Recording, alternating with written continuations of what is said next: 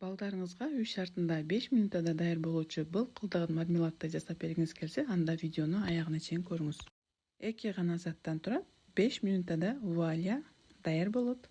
Граммдарын описанияда жазып калтырам. Азыр дарбуздун сезону болгондуктан мен дарбуз вкусун тандап алдым. Кол блендер же чоппер жардамында дарбузду майдалап алабыз, дагы сүзгүчтүн жардамы менен өткөзүп алабыз. Даяр болгон суусуну идишибизге куюп, үстүнөн агар-агар салабыз, дагы кызып турган отко коюп кайнатып алабыз. Ушундай мешокко куюп, өзүбүз каалаган формага куюп толтуруп алабыз.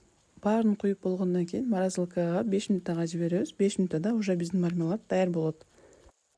Бул мармеладдарыбыз морозилкада тоңгонго чейин экинчи вкусубуз даярдап турабыз. Апельсиндин согун сыгып алабыз. Мен кол жардамында эле кылдым. Муну да ситодон өткөзүп, иликтеп алабыз да үстүнө агар-агар кошуп, отто кайнатып алабыз.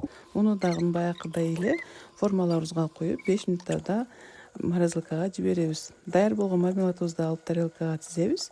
Өзүңүздөр көргөндөй бат эле даяр болот. И балдарга дагы аябай жагат. Вкусуну өзүңүз каалаган вкустар менен кылсаңыздар болот. Мен апельсин жана дарбуз кылдым. А силер клубника, манго, киви баарын кылсаңыздар